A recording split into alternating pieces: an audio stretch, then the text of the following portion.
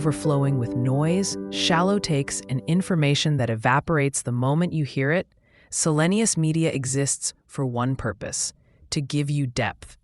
Whether the subject is philosophy, psychology, history, science, artificial intelligence, literature, or the shape of the future, every series we publish is built on one idea: that thinking clearly is a form of survival. You're listening to a Selenius Media production. Our catalog spans dozens of long-form, story-driven shows, from Western moral philosophy for beginners to pioneers of psychology and psychiatry, from AI and uncertain future to the classical music giants. Each series is crafted to give you more than facts. It gives you the context, the conflict, and the human meaning behind the ideas that shaped our world. If you enjoy this program, explore the rest of our library.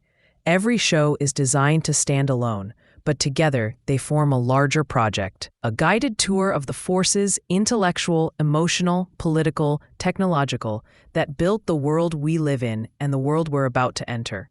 Visit the Selenius Media channel to discover new series, follow your favorites, and support the work that allows us to create long-form, high-fidelity, educational storytelling.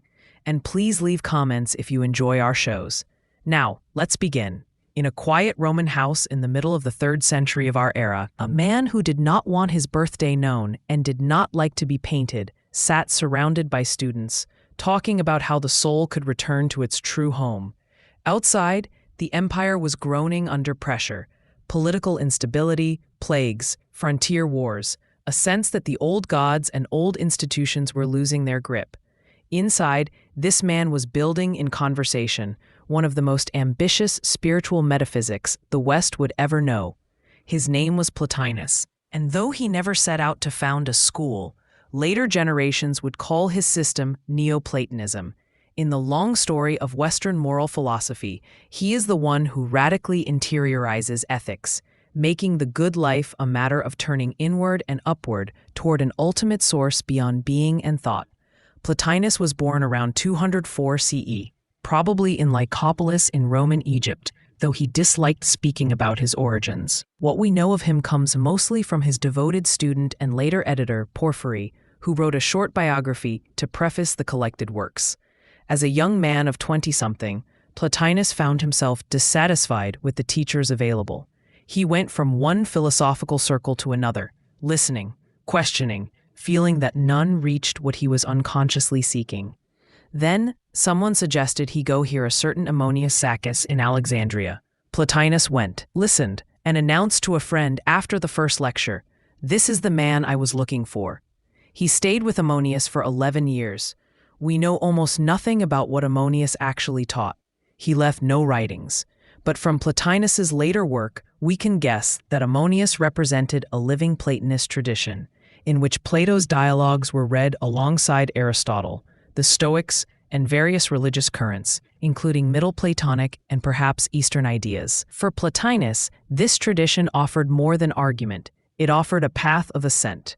Around the age of 40, Plotinus joined the Emperor Gordian's ill-fated campaign against Persia, hoping to encounter Eastern sages in person. The expedition collapsed. Gordian was killed. Plotinus barely escaped with his life and made his way to Rome. There he set up a kind of informal school. He did not stand in public like a sophist. He received visitors and students in his home, where he lived modestly. He took in orphans, managed their inheritance with care, and was known for personal kindness and integrity. He refused to sue anyone, even when treated unjustly, because he thought going to court degraded the soul. When a painter tried to capture his likeness, he grew impatient. The portrait, he said, was of the outer man, which did not matter. Plotinus wrote treatises in response to questions and debates that arose in these seminars. He did not polish them for publication. It was Porphyry who later arranged them into 6 groups of 9 essays each, the Enneads. Out of these rather occasional writings, a highly unified vision emerges. At its core is a threefold structure of reality: the one, intellect, and soul. Each level is not a separate thing in space, but a mode or hypostasis of being, a way in which the ultimate principle expresses itself. At the summit stands the one, or the good. Plotinus takes Plato's hints about a form of the good beyond being and blows them open. The one is not a god alongside others, not an object among objects, not even a mind thinking thoughts. It is beyond all categories, beyond being, beyond thought, beyond all predicates. Whenever we say it is this or that, we fall short. It is absolute simplicity, sheer unity, the source from which everything else flows. It is not a person with moods or plans. It does not decide to create. It overflows, like light from the sun, by necessity of its perfection. The next level down is intellect, or nous. This is not intellect in the thin modern sense of abstract reasoning. It is the living realm of all the forms, the timeless patterns or archetypes of everything that can be. In intellect, subject and object are one. It is a mind that thinks all intelligible realities, and those realities are its own thoughts. It eternally contemplates the one, and in contemplating, contains the whole ordered structure of reality. From intellect comes soul. Here again, soul is not just your individual psyche. There is a world soul, the unified living principle that animates the whole cosmos and connects intellect with the physical world. From the world soul, individual souls emerge, the distinct centers of consciousness and life that inhabit bodies, human, animal, perhaps even starry. Soul is double-faced. Turned upward, it contemplates intellect. Turned downward, it shapes matter, organizing the flux of the physical world into forms. Matter in Plotinus's scheme is not a positive substance with its own independent being. It is the lowest limit of emanation, sheer potentiality, almost nothing. The physical world we inhabit, the changing, perishable, particular world, is the last ripple of a cascade that begins in the absolute unity of the one and descends through intellect and soul. Existence is like a light that grows dimmer as it passes through layers. The higher something is in the hierarchy, the more real it is. The lower, the more shadowy. This cascade is not a temporal story. It is not as if the one existed alone for a while and then produced intellect, which later produced soul, which at some later date produced the world. The levels coexist eternally. Emanation describes a logical and ontological relation, not a sequence in time. But for moral life, the picture serves as a map. We, as souls entangled with bodies, exist somewhere near the bottom and can, through a kind of inner ascent, turn back toward our source. Here is where Plotinus's metaphysics becomes an ethics. If the one is the good itself, and every level of reality is good in proportion as it participates in the one, then the goal of our life is to become as unified, as simple, as inwardly collected as possible, to liken ourselves to God, as Plato had put it. For Plotinus, virtue is not merely a set of decent behaviors or civic excellences. It is the gradual reordering of the soul, so that its attention turns away from division and multiplicity toward unity. He distinguishes several kinds of virtue. Civic virtues, justice, temperance, courage, practical wisdom, are the ones the Greeks had long celebrated. They regulate our behavior with respect to others, moderate our appetites, discipline our fears. Plotinus sees these as real but preliminary. They bring a certain order to the soul at the level of action, aligning our outward life with social norms and basic rational control. But they do not yet detach the soul from its deep identification with the body and its passions. Higher are the purificatory virtues. Here the soul actively separates itself from bodily concerns, not by hating the body, but by no longer taking it as the measure of what matters. The person practicing these virtues withdraws from compulsive desires, from the need for honor, from absorption in sense objects. He or she cultivates interiority, a turning away from the spectacle of the outer world toward the inner life of thinking and self-awareness. This is already a moral revolution, where many Hellenistic ethical systems aimed at managing our engagement with worldly circumstances. Plotinus wants to loosen that engagement altogether. Higher still are the contemplative virtues, where the soul not only purifies itself, but actively lives in the light of intellect. Here the moral life becomes indistinguishable from a kind of philosophical contemplation. To really live well is to live in ongoing awareness of the intelligible order, to see everything in the light of the one. This is not just having correct opinions about metaphysics. It is an experiential reorientation. The soul becomes simple, unified, focused, no longer pulled in different directions by conflicting impulses. It becomes something like what it contemplates. At the limit of this ascent lies something Plotinus describes with awe, union with the One itself. In a few remarkable passages, Porphyry tells us that Plotinus attained the vision 4 times in the years he knew him. Plotinus himself speaks cautiously about this union. It cannot be described positively, because the One is beyond all determinate content. In intellect, there is still a knower and a known, a subject contemplating an object. In union with the One, even that distinction collapses. The soul does not become identical with the One in a literal sense. There is no fusion of substances, but it experiences, briefly, a state in which all multiplicity and separateness fall away. There is no longer I and the One. There is only a simple, immeasurable presence. For Plotinus, this is the highest happiness, the goal toward which moral and philosophical effort tend. From the outside, this can sound like mysticism grafted onto philosophy. But for Plotinus, the ethical implications are concrete. If reality is structured as he says, then immoral life is not just disobedience to rules, it is a form of ontological self-betrayal. When we fixate on bodily pleasures, wealth, status, or revenge, we are hooking our deepest self to what is least stable and least real. We are, in effect, trying to plant our sense of worth in shadows. No wonder we suffer. The things we cling to are always slipping away. To live well is to anchor ourselves higher up the chain, to seek stability where stability actually is, in what does not change. This leads to a distinctive account of evil. Plotinus rejects the idea that there is a positive principle of evil opposed to the good. The One, as absolute source, can only give being. It cannot produce a pure counter-being. Evil, in his system, is a kind of lack, a privation of form, order, and measure. Because the emanation from the One grows dimmer as it descends, the lowest levels of reality are furthest from perfection. Matter, as almost nothing, is the seat of evil, not because it is bad in itself, but because it is maximally indeterminate, maximally open to disorder. Moral evil, cruelty, injustice, intemperance, is a disorder in the soul, a turning of the rational part away from intellect toward identification with the lowest. When we act viciously, we are not expressing some positive, substantial force of evil. We are failing to actualize the good that is possible for us, sinking toward non-being. The remedy is not to fight some dark entity outside us, but to restore order within, to realign our attention and desire with the higher. This view of evil will have a long afterlife, especially in Christian thought. Augustine, in particular, will take over Plotinus's idea that evil is privation and use it to defend the goodness of God against the charge that God must have made evil.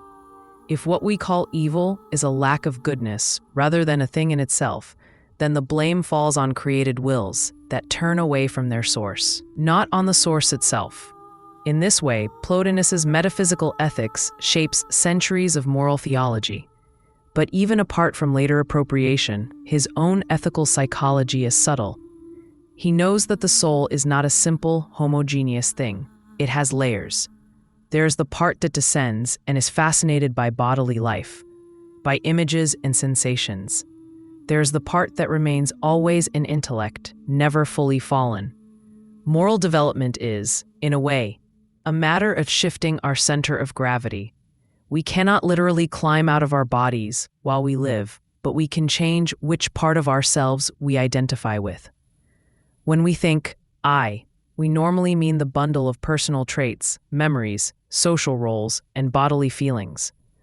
Plotinus invites us to relocate that I in the deeper, rational, contemplative principle that is already connected to the intelligible realm. This is why his writings often read like spiritual instruction. He tells his students to cut away what is superfluous, like a sculptor chipping marble to reveal a statue. You are, in his favorite image, like a block of stone containing within it the form of a god. Your task is not to import something foreign, but to remove what obscures your true form. Withdraw into yourself, he says, and look. And if you do not yet see yourself as beautiful, then act as the creator of a statue that must become beautiful. He cuts away here. He smooths there. He makes this line lighter, this other purer, until a lovely face has grown upon the stone. Virtue, then, is a kind of inner craftsmanship. This craftsmanship has social implications, even if Plotinus is less interested in politics than Plato or Aristotle. He does not outline a constitution or discuss the best form of government. Yet his sense that each soul is responsible for its own turning has a quiet political dimension. In a chaotic empire, where external arrangements are unstable, the one domain where you can reliably work is your own soul. That does not mean ignoring injustice, but it does mean that the primary battlefield of ethics is internal. You cannot control who rules Rome, but you can work on which part of yourself rules you. Here his thought intersects with other late antique currents.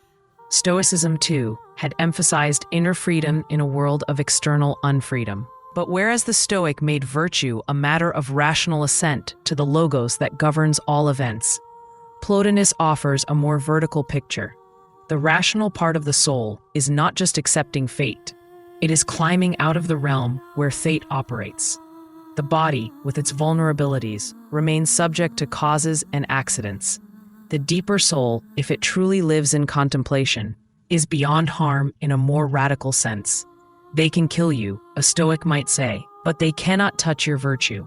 Plotinus would agree and add, if you have really anchored yourself in intellect, even death is a kind of release, a letting go of the last tethers. The emphasis on inwardness and assent also changes the emotional tone of morality. Where a rule-focused ethic might emphasize obedience, guilt, and transgression, Plotinus focuses on distraction, forgetfulness, and recollection. Sin, though he does not use the word in a Christian sense, is a kind of amnesia. The soul forgets where it comes from and mistakes shadows for reality. Repentance is remembrance, turning back, recollecting the origin, realigning love. There is less courtroom drama here and more therapy. The soul is sick with dispersion, and the cure is collectedness. At the same time, this inwardness carries risks. If you stress that the true self is above the body and the social world, it is easy to slide into contempt for the body and neglect of social justice. Plotinus himself seems not to have despised the material world. He calls the cosmos a beautiful animal, an image of higher realities. Nature, for him, is an expression of soul's power. It is not trash, but he does clearly rank contemplation above action. The highest human life is the philosopher's life, turned away from practical entanglements. For someone building a series on moral philosophy, this is both a resource and a tension. Plotinus deepens the interior dimension of ethics, but he may underplay the communal and institutional ones. His legacy shows up most vividly in Augustine. A young Augustine, troubled by questions of evil and the nature of God, reads books of the Platonists, almost certainly Latin translations or paraphrases of Plotinus and Porphyry, and finds in them a God who is not a huge being among beings, but the source of all being, a light beyond all images. He finds an account of evil as privation, and an idea of the soul's ascent through interior recollection. He will later say that these books taught him, in the beginning was the Word, but not the Word became flesh. That is, Plotinus gave him a metaphysics of transcendence without incarnation. Augustine will baptize those structures into Christianity, making them central to Western Christian ethics. The notion that our true home is not in the visible world, that the restless heart finds rest only in God, that virtue is ordered love. Later medieval thinkers, too, will drink from the Plotinian well, often indirectly. Dionysius the Areopagite, a mysterious 5th or 6th century Christian writer who combines Christian language with Neoplatonic structure, will stress God's unknowability and the need for negative theology, echoing Plotinus's insistence that the one is beyond all names. Thomas Aquinas, though more Aristotelian, will also affirm the language of participation. Creatures participate in being, which is God, in graded ways, an idea akin to the hierarchy of one, intellect, and soul, though framed in a different system. Outside Christian thought, Plotinus's way of imagining the relation between the one and the many, the inward and the outward, will influence Islamic and Jewish philosophers too, often through Arabic adaptations of his works that circulated under Aristotle's name. The idea that all beings flow from and return to a single, utterly simple source becomes a shared theme in mystical and philosophical traditions across the Mediterranean. For your series, placing Plotinus after the ancient skeptics and materialists makes the contrast vivid.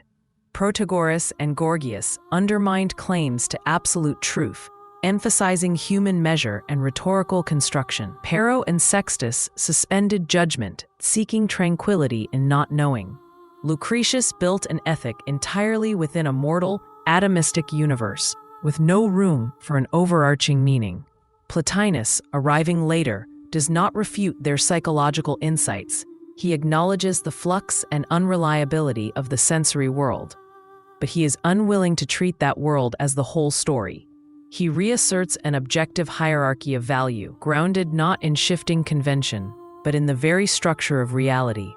Yet he does so in a way that takes seriously the skeptic's concern about the limits of discursive reason. The one is not something you can prove by syllogism. It is, in a way, the limit concept of intelligibility, that without which nothing would be intelligible, but which itself surpasses intellect. The path to it is as much contemplative and experiential as it is argumentative.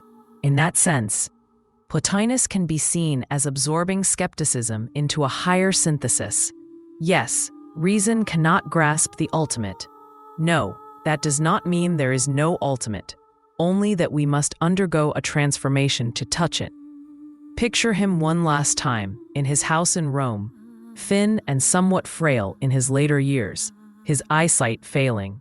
He is still teaching, still guiding students to turn inward. He speaks gently, Porphyry says, but with authority.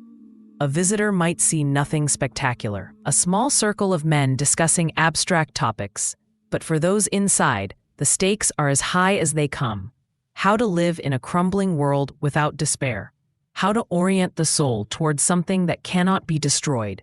How to understand evil without conceding it its own kingdom. How to love the visible world without mistaking it for the whole. Plotinus's answer, in its simplest form, is that the good life is an ascent, from dispersion to unity, from opinion to intellect, from self-absorption to a mysterious participation in what is beyond self.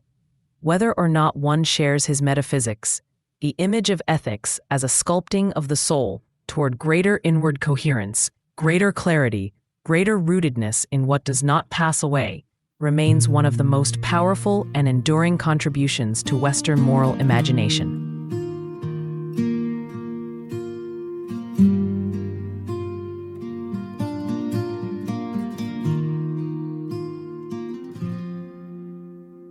Midnight rails under silver moon, dusty boots on a winding road. A shadow's the only friend I've known since she packed up and let me go.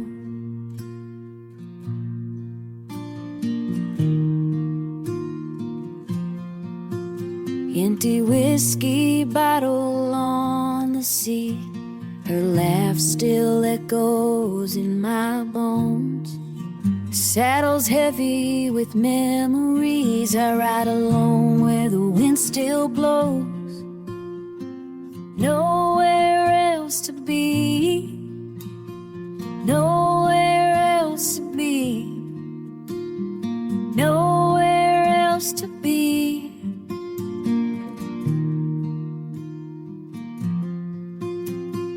Nowhere else to be, nowhere else to be, nowhere else to be.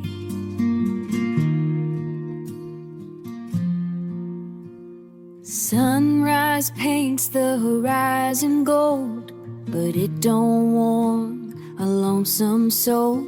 Every town I pass feels half her size. Every trail's haunted by goodbye. whisper prayers to open skies, hoping someday my heart'll find a brand new path beyond the pain, where broken hearts can heal in time. Nowhere else to be, nowhere else to be, nowhere else to be.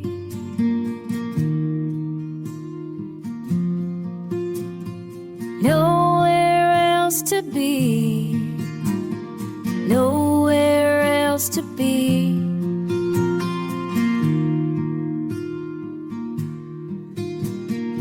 Nowhere else to be.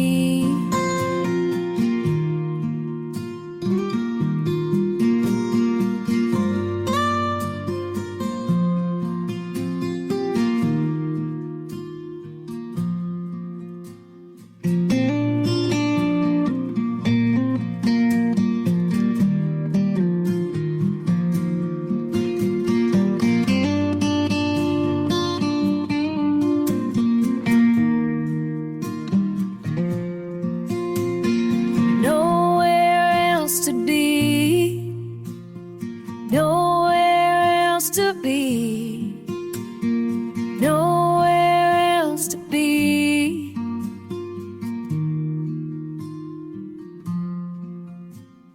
No